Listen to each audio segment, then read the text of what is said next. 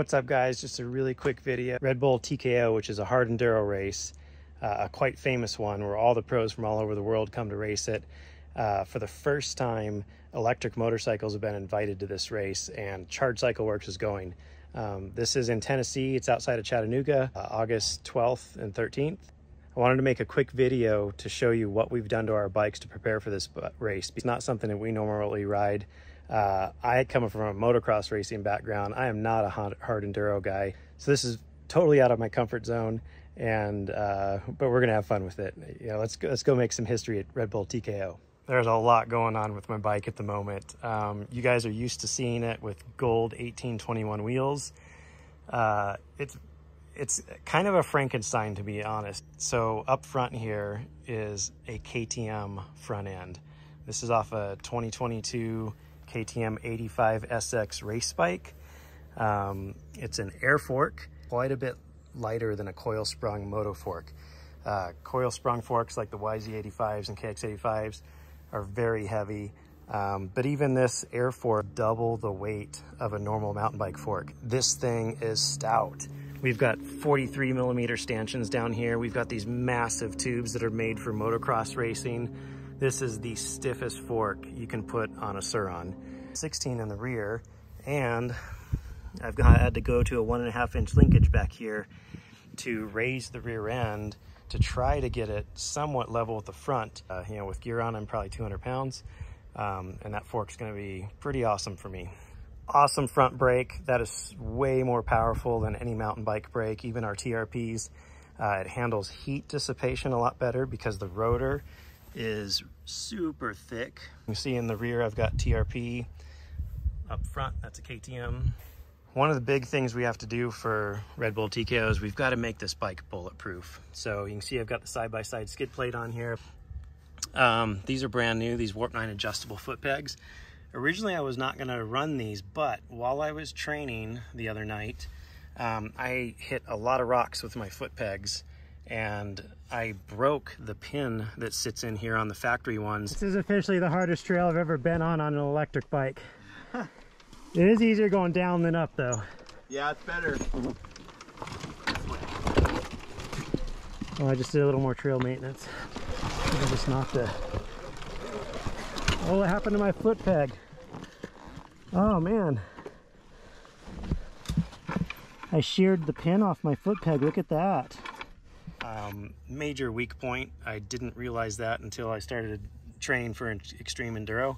So I've gone to these Warp 9s, which instead of a pin, it's got this groove system and it's actually adjustable. So I actually moved the pegs up a little bit for less rock strikes. So these are going to be really durable and really good for this type of riding. Originally, I was going to run an EBMX extended swing arm with the EBMX Shock, but I could not do that. And the reason I couldn't do it is because of that front fork. The front end raised so much that I had to raise the rear end of this bike, and I can't do that with the EBMX swing arm. The EBMX swing arm with their shock and linkage, the bike raises about a 1/2 inch, maybe 3/4 of an inch in the rear. I needed more than that. That wasn't enough. So I'm sticking with the stock swing arm, the amazing EXT Arma Shock on there, which is awesome because I've adjusted this shock completely different. Same thing with the front end. So extreme enduro, you do not want hard hitting suspension for jumps and whoops, which is what we normally ride. So I've had to completely change the suspension setup on this. I've gone a little bit softer on the rebound so that when I want to bounce the bike, it bounces better. I've gone way softer on my compression. So that way, when I hit obstacles and land hard, it's actually gonna be softer and soak it up more. And as a result, I've gone up on the HBC, the bottom out control. Makes for a very soft shock, but the bottom out control helps it so it doesn't bottom out when you blow through all your travel. So very different suspension setup. I did something similar on the front end because I need these forks to be soft and I need them to absorb all the rocks and the roots and things that I'm going to encounter. I don't want this to be a hard suspension setup. Okay, this is really cool. First time ever. Some of you guys might know what's leaking out of my tire. A Kenda Ibex, which is a super sticky gummy compound. Look at this rubber, like it just like moves all over the place. It's so soft. Like I can twist these knobbies almost 180 degrees. And then look at this, so soft. And it's not because I let the air out of the tube, it's because there's no tubes in this. This has got a Mousse tube in there. It's gonna make it so it's impossible for me to get a flat tire. This thing is super soft, it'll grip like crazy, but I can bang rocks and I'm not gonna get a flat because there's foam inside of here.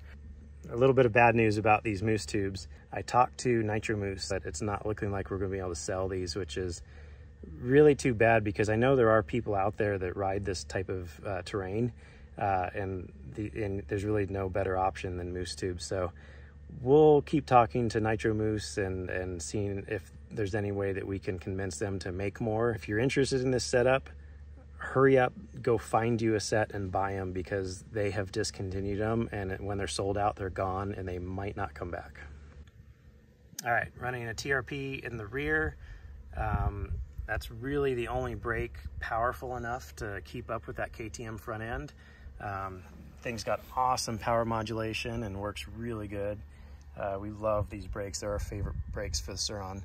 I've got a 54 tooth sprocket with a 16-inch. You can see I've got a back 8000 controller on here. The battery's not in here in a moment, but I do run a 72 volt battery, 12 or 13 kilowatt tune, but I'm not going to be using even half of that power. I have my APT set up for 9 different modes, and as I've been training, I've only been running power mode 3 out of 9 when we're in really technical terrain because you need really soft power modulation, and then when the terrain opens up, I bump up to 4, maybe 5 if it's really fast stuff. But we are bringing the awesome new Armstrong XRE electric motorcycle to RedBull TKO.